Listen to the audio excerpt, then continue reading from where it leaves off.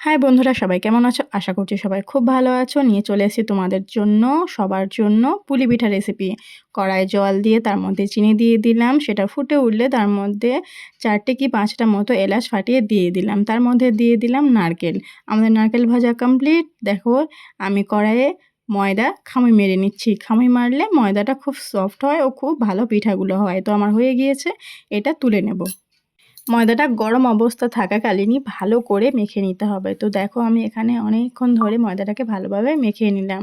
তারপরে ময়দা ছোট ছোট লেচি কেটে চলে গেলাম নারকেলের পুর ভরার জন্য। তো দেখো, নারকেলের পুর ভরে দিলাম। এই দুটো মুখ ভালো করে জয়েন করে দিয়ে এইভাবে পিঠেটা করলে তোমাদের পিঠেটা কখনোই ফেটে যাবে না। ভালো করে ভাপিয়ে তোমরা ভালোভাবে পরিবেশন করতে পারবে। তো দেখো, আমার হয়ে গিয়েছে। এই ঝাঁঝরির মধ্যে আমি সবগুলো গুছিয়ে নিয়েছি। এবার এটাকে ভাপানোর পালা। এইভাবে তোমরা নারকেল পিঠে বানিয়ে দেখো, অবশ্যই ভালো লাগবে। পিঠাটা কেমন হয়েছে জানিও। টাটা।